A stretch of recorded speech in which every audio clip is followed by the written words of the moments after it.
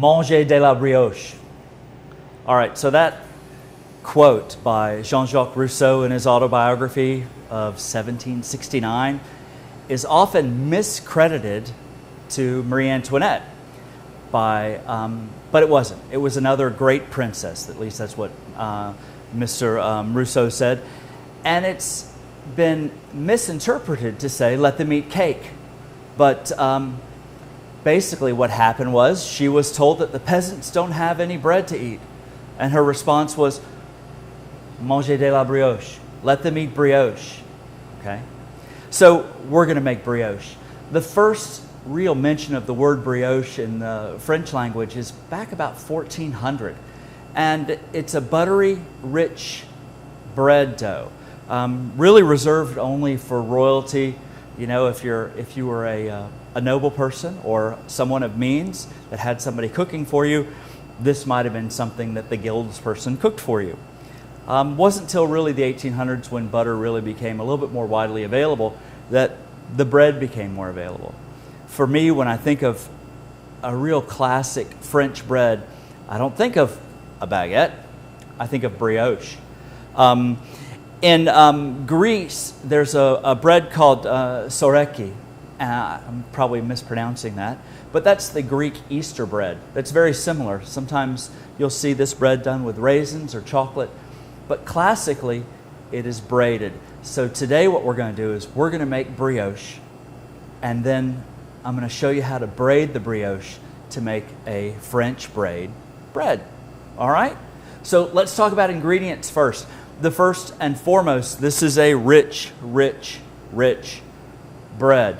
In our baking classes, this is what the first of the enriched breads that the students would make. When we think of breads, we have two really types. We have lean doughs and rich doughs. Lean doughs have very little fat in them and very little other flavorings. We let the fermentation do the flavoring. Rich doughs, on the other hand, everything from brioche to focaccia to croissants, all the Danish doughs, those have the addition of extra dairy, butter, milk, and eggs, and extra sugar to give them more flavor. So let's talk about ingredients. The first ingredient we're going to have today, and my big bowl right here, is 3 3/4 pounds of bread flour. It's really important to use bread flour. So what's the difference in flours from bread flour to all-purpose to cake to pastry flour? What it is the difference between the flours is the difference in the amount of protein that's in the flours. Protein, as we've talked about before, in flour is gluten. And the more gluten, the more strength, the stronger the bonds are in the bread. So we use the bread flour for breads, and for something that we want a very fine texture and a fine crumb to, we might use cake flour because it has half of the protein. Right in the middle is all-purpose flour. And all-purpose flour you can use for almost anything, but it's kind of a jack of all trades and a master of none. All right? So flour is first. Second ingredient is sugar, 12 ounces of sugar. A lot of sugar as a percentage of the flour, quite a bit. Yeast, and this is instant yeast, 2.5 ounces, which is a lot of instant yeast, but it's going to take a lot to make this bread rise. Salt, you cannot have bread without salt, so we have 3/4 of an ounce of salt. A full pint of milk. There's no water in this bread other than the water that's contained in the milk. 1 pound of melted butter, and it should be warm, not hot, but warm. And then we also need a full pint of eggs. Now, a standard U.S. grade A large egg typically ranges between 1 3/4 ounces and 2 ounces, but they're not all the same. So this might take as many as 9 eggs to give me a pint. I wanted to wait and crack the eggs. We got on camera this morning because I want to talk to you about cracking eggs. My students are, if they see this, they're all laughing right now. Because the issue with eggs is that I want you to think of every egg as being dirty and contaminated with whatever bacteria, classically salmonella. If you crack this egg on the side of a bowl or on the side of your container, all you're doing is shoving the outside of the egg, which is possibly contaminated, to the inside of the egg, which then contaminates the rest of the egg. Some people do wash eggs before they use them. That's fine. You can buy cartoned eggs that have already been pasteurized. Those are safe. To crack an egg, simply tap it on the countertop. Push and open. We're going to do that a few more times here. Don't worry if you get a little piece of an eggshell in here. What's going to happen is, as you let this sit, the eggshell will settle to the bottom. And you know how hard it is to get eggshells out of things. Use another piece of an egg, and it will attract the shell to it, and you'll be able to take it out pretty simply. So we're up to 7. I think it's going to be perfect. 8. That one splattered a little bit. 9. All right, so let me set these right over here. So now we have our mise en place. And in just a moment, we're going to move to the main kitchen, the large kitchen space, to a floor mixer, and we're going to mix this dough up and get ready to make some bread. So if you're ready, let's go make some bread. So we're here in the Petronas kitchen at the Advanced Technology Center at Gulf Coast State College in Panama City. It's a large kitchen space that we use for all of our classes. And in here we have a separate little baking area with a floor mixer. This happens to be a 30-quart mixer, okay? Most of you at home have a small mixer that might be 4 or 5 quarts. This one is 30 quart. And I've got a dough hook installed. So let's get our ingredients. The first thing I'm going to do is I'm going to put my flour in. Please do this while the mixer is off, okay? Flour first, then I'm going to add my sugar. It's a really simple bread. This is actually a dump method of bread mixing. I'm going to go ahead and add my salt. And I'm going to go ahead, lift the bowl up, and turn it on. Now what I'm doing here is just mixing all the dry ingredients, because now I'm going to go ahead and add my yeast. And the yeast I'm just going to toss in. Remember, this is instant yeast. I've talked about this before. The instant yeast, I don't have to hydrate, don't have to do anything. All I got to do is pitch it in. Okay? Now I've got my liquids. I'm going to first add eggs. Now if you remember when we were cracking the eggs, I've got a tiny little shell fragment that's right at the bottom of this container. If I pour this slowly in, that shell will not go into the eggs, so you don't have to worry about it. And I'm just going to slowly pour those in. And I can watch straight down here and see and make sure that shell fragment is staying in the bowl. And there it is, still in the bottom of our bowl. Next, I'm going to add my milk.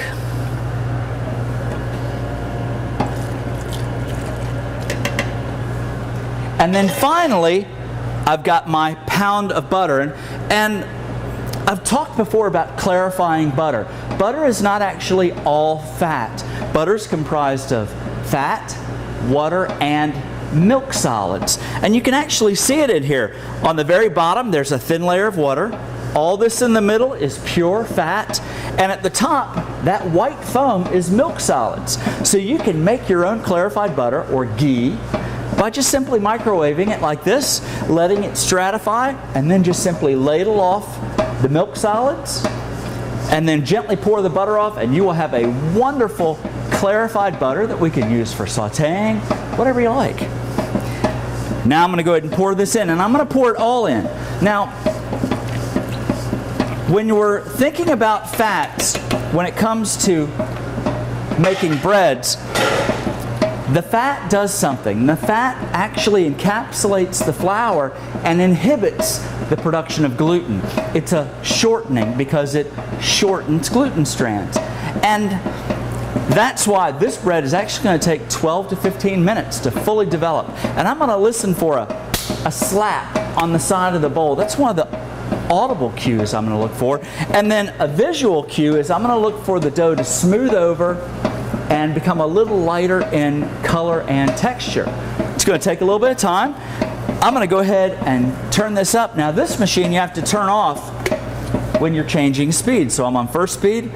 I'm going to shift gears down to second speed. We're going to let this mixer do its thing for the next 12 to 15 minutes. I'll come back and check, and I'm going to show you something really critical when it comes to bread. As a matter of fact, it probably is the most critical thing. When we're making bread, we're going to look for something called a gluten window. And when we come back, I'm going to show you what a gluten window does not look like and then what one does look like. So that way you can make sure to perfect your bread from now on. All right? So, stay tuned. All right, welcome back. Now, I want to make sure to show you what not ready looks like, okay? So, very important, turn off your mixer. Make sure it's turned off, no hands near it. And I'm going to reach in and I'm going to pluck a little piece of dough. And I'm going to take that piece of dough and flatten it a little bit between my thumbs. And you notice how I'm moving quickly. And as I stretch this, you're going to notice something. It's stretching and then it rips before it gets very thin. That's telling me that I have not created enough gluten yet for this bread to be ready because it's breaking. I have not developed a proper structure of gluten. So what do? We throw it back in, we turn it back on, and we keep an eye on this, and we check it again in a few more minutes, all right? Remember, look for the gluten window, all right? And your bread's going to be perfect. So I'm going to show you when we come back what it should look like, okay? All right, so we're just about finished mixing. The dough is starting to slap, and that's one of the sounds we're listening for. But really what we want to do is look for that gluten window. So I'm going to show it to you. Turn the machine off. Wait for the dough hook to stop. I'm going to reach down. I'm going to grab a little piece of dough, and I can already feel it. Now, I'm going to take this and I'm going to flatten it between my fingers. And I can already see the texture has changed. I can feel the texture. And watch this. I can spread this and get it really, really thin. Almost thin enough to, well, see through. A gluten window. Look for, I can see my fingers right through this. This is the visual cue that you're looking for to know that you've achieved proper gluten formation. And it's critical that we get that gluten fully formed. Now, can you overform it? Absolutely. If I were to leave this in the mixer, I would actually end up destroying the gluten, and I've created these great elastic bonds, a long chain of this gluten protein strand. If I overmix it, I will actually break those bonds, and then you know what? You got to start all over again. So, we're about to take this back over to the bakery, put it on the bench, and I'm going to show you where we go next, all right? So stay tuned. All right, welcome back. So our bread dough is out of the mixer. We're going to bring it onto the table, and I'm going to show you the next important step. 10 steps in bread baking. Scale, mix. The third step is ferment. But we got to do something first. So I'm going to take a little flour, dust the table. I'm going to take my dough and I'm going to put it down on the table, and I'm going to bring this knead it into a ball. This recipe is the best brioche recipe I've ever used, but it's not mine. I can't claim it. When I was on the bread team back at the Grand Floridian Bakery at Disney, this was the bread we made for Victoria and Albert's. And it really is the best brioche recipe I've ever had. I have to give a shout out to my former executive chef, Chef Eric Herbichek. It really is an amazing bread. I bring this in smooth, and we make a beautiful, smooth, large boule or ball. This is going to go into an oiled bowl. I'm going to take this, I'm going to wrap this in plastic wrap, and now we're in step 3, fermenting stage, or the fermentation stage, or some bakers would call it the first bench rest. I'm going to cover it, and then I'm going to let it sit and rest until it almost doubles in size. So you're going to see it when we come back. We'll do step 4, which is called the punch or degassing. All right? So stay tuned. All right, so welcome back. Now, in the last episode, basically I took my brioche, I put it in an oiled bowl, and then put it in a warm place for it to rise. Our first fermentation, our bench rest. Now, I've got a nice big bowl and plastic wrap, big wide thing of plastic wrap. You may not have that. I talked the other day about using a floured tea towel. So let's just talk about how we do that, because we're going to use this for other things. This is just a little side towel. And I'm going to take it and I'm basically going to almost wash it in flour. What I'm trying to do is get the flour to get into that towel.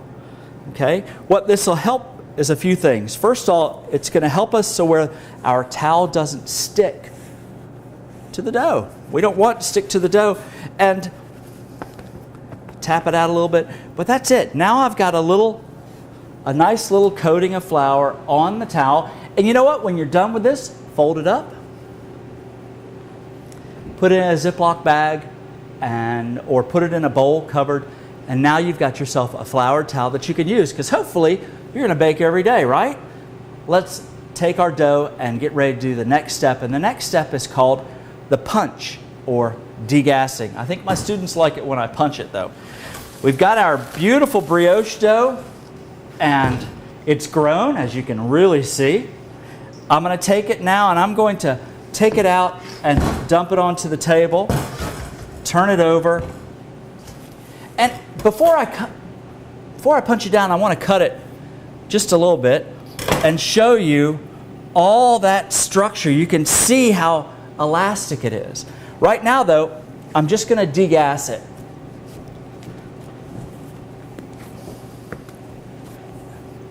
And by doing that, I'm just getting some of that gases and air out. Now all I've got to do, cover it with my floured towel, and I'm going to let it rest for about 5 minutes.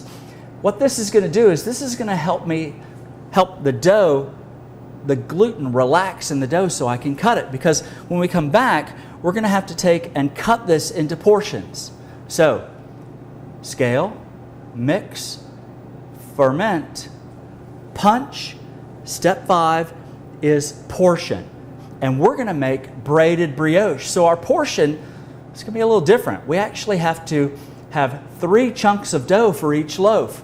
So a little bit of math is going to be required. Not much, I promise. But when we come back, I'm going to cut the dough and show you really one of the hardest things it is for me to teach students how to do, and that's how to round or shape a piece of dough.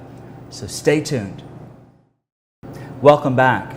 Our dough has been resting, and the neat thing about this is as you put your hand on it, you can actually feel it. It does feel alive. Well, it is alive. So we're going to take our towel off. We're going to use it again, so keep that in hand. And we need to dust a little bit more dusting on the table. Now, each piece of brioche, each loaf is going to weigh 15 ounces. Now, and that's up to you, whatever you decide, but to make a loaf of brioche that we're going to braid, you need 3 strands. Now, you can do a 3-braid brioche, 4, 5, all the way up to 9 braids, 9 pieces of dough for a braid. We're only going to do 3. So we need to have each piece of dough needs to be 5 ounces. 5, and 5 is 15. So get yourself a good little digital scale. I really can't stress that enough. It's important. My students all hear me say certain things over and over again. One of them, though, is that there is no quality without consistency. We have to be consistent. And while cooking is an art, baking is a science. So we use formulas, and those are meant to be followed exactly. So we can't be just kind of close enough. This is important. So I'm going to turn my scale on. I've got it set to ounces. This is a bench scraper, another great tool that bakers use because we can do all kinds of things with it. I can cut my dough with it. And what I'm looking for is about 5 ounces. That feels heavy. 7.6, not even close. We'll get close. So a little bit over 5. We're looking for 5 ounces. All right, so here's the thing. Getting this piece of dough shaped is next. Now, because we're going to put it into another shape, we don't need to be quite as really exact. A hard thing to do, though, is to take this and round this. Right now, it's a soft, malleable piece of dough. When we take this piece of dough and put it on the table, a baker will then round it with his hand, and magically, it'll form into a beautiful, smooth ball like that. That looks a lot like that piece of dough did when we rounded the whole thing. What we've done is stretch the dough upon itself so that it forms into a ball. But for the brioche, we need to have long sticks. So once I get it into a ball, I'm going to roll it into a little torpedo shape and stack it on the table. Now, I got a bit of dough here. So I'm going to keep measuring these out to 5 ounces, a little bit high, and I'll get a couple of them cut, and I'm going to roll a couple more, getting closer. After a while, you just kind of get a feel for it.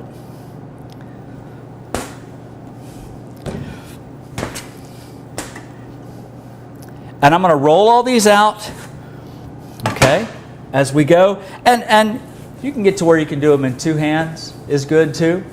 It's about balance. And then take them and flatten them out into little logs and just start stacking them up. Now remember, for each piece of bread that we're going to use, we're going to need 3 of these. Now, we'll make a couple of loaves, but we'll also make some little pieces of bread too. Now the interesting thing is that out of this piece of dough, I could make bread of any size. I could make tiny little rolls. This will taste a lot like the Hawaiian bread, the sweet Hawaiian bread that everybody likes. But it really is up to you. You might like a smaller braided piece of bread. We could do this with very small pieces of bread too. So again, it's fully up to you. All that you need to remember, though, is that once you've worked the piece of dough, and this is critical, once you start working a piece of dough, you're actually re-energizing those gluten strands and getting them to tighten up. You have to let the dough rest in between working. Because if you don't, and try to work a piece of this dough right now, it would rip because I've over-processed the gluten. So, I know this seems like it's taken a long time, but bread is a process, okay? Bread's a process. I'm going to keep cutting bread, and when we come back, I'm going to show you how to roll these out into long, thin baguettes, and then we're going to braid them and proof them before we egg wash and then bake them. So we got 5 steps to go, y'all. Hang in there. We'll be right back. Well, we're back. I know this seems like it's taken a long time, but you know what? Bread is a process. And it takes a while, but believe me, the payoff is well worth it. So our dough has been resting. It rests so that we can let the gluten relax so we can work it now. Now, what I'm going to do, I'm going to take the first pieces of dough. So it's not about throwing things in a random order. When you are working your dough, you want to know where your first piece of dough went to your last piece of dough. That way you can work the piece of dough that has been resting the longest. And by the time you get to the last piece of dough, it will have rested about the same amount. So I've got my first 3 pieces. And they've relaxed. What I'm going to do now, though, is I'm going to actually make them into long, skinny baguettes. And this is another process. When we get to French bread, we'll talk about making baguettes, but this one isn't quite as critical. I'm going to turn it over, I'm going to flatten it on the table, and then I'm going to roll it up. And I'm actually taking my fingertips, pulling it over, and then pushing it in. You can actually see the line where I've been sticking my finger in. Then I'm going to roll this over and pinch this piece of dough closed. So now I've got a fairly elongated piece of dough, and I'm going to take this and then I'm going to start to roll it on the table. And if you notice, I put my hands together on top of each other, and roll it out. Now this dough has a lot of butter in it, so you don't need to worry about putting too much flour on the table. Some doughs are drier than others. And then I'm looking for my seam, and there's my seam all the way across, and I'll set this one aside. Do my next piece. Turn the piece of dough over,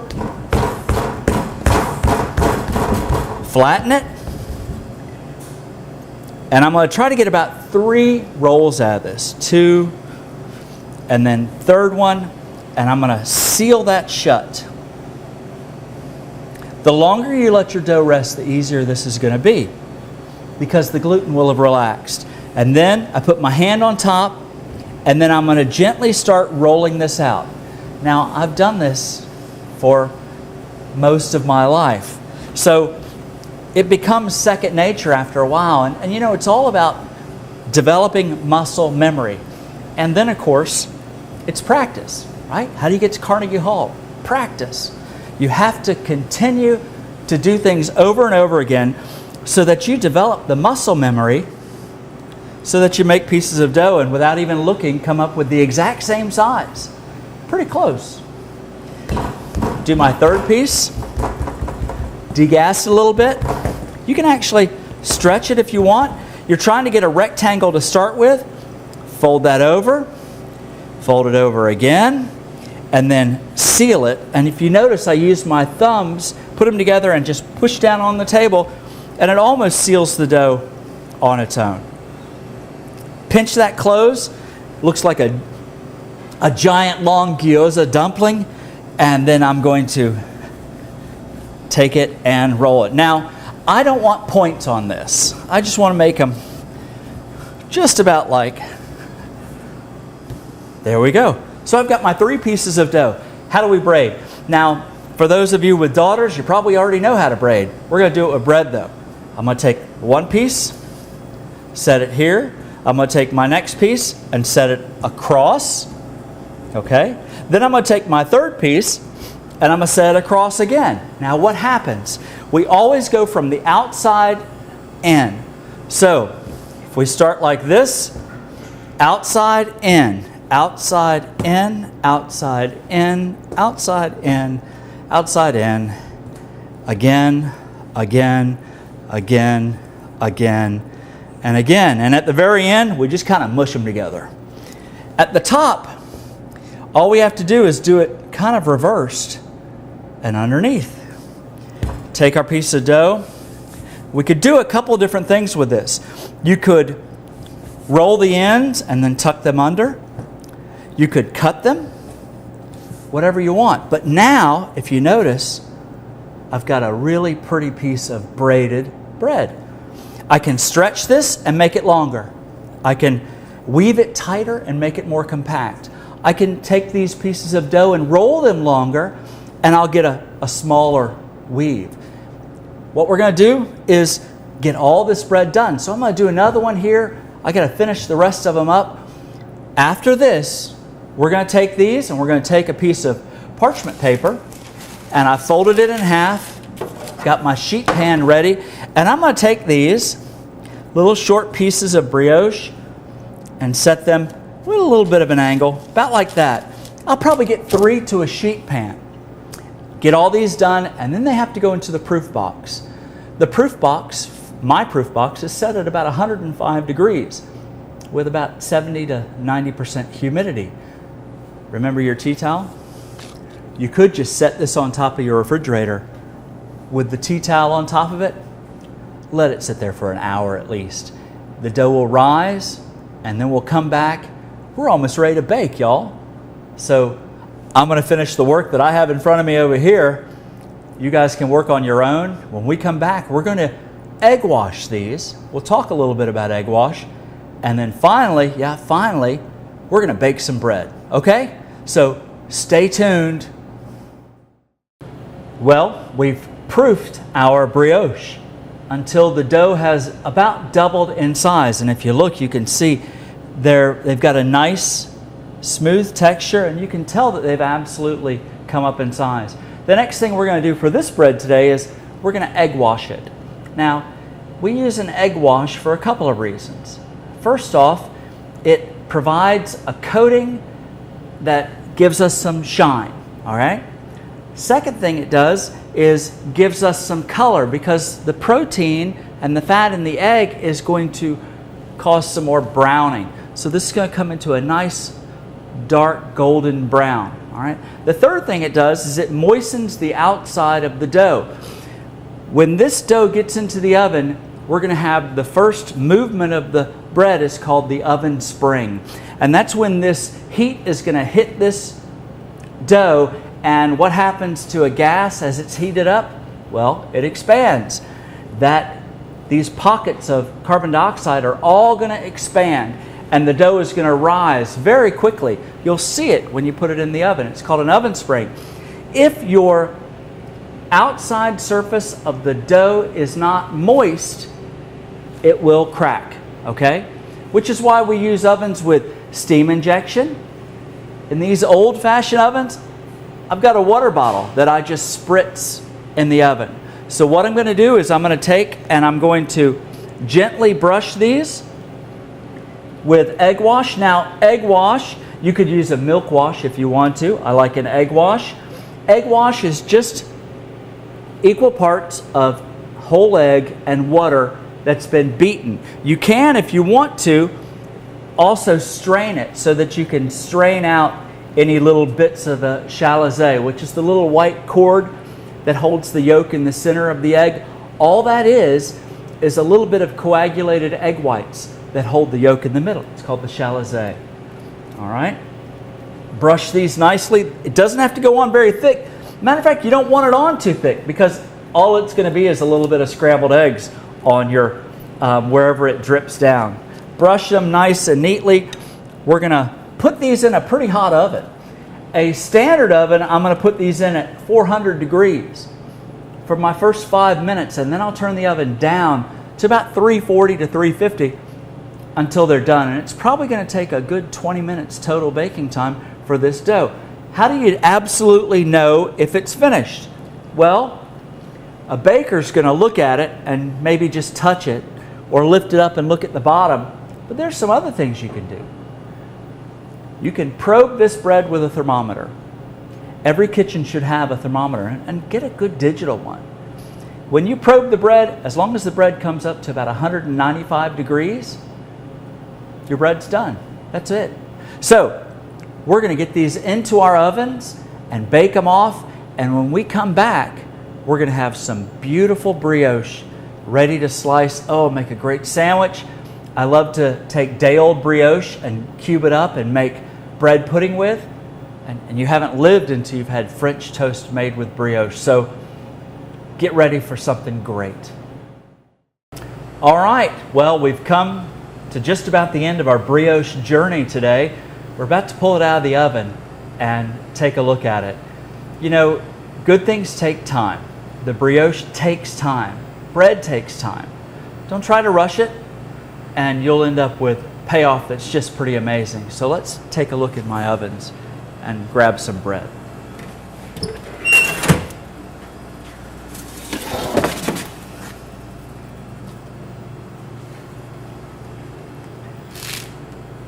Beautiful golden brown brioche.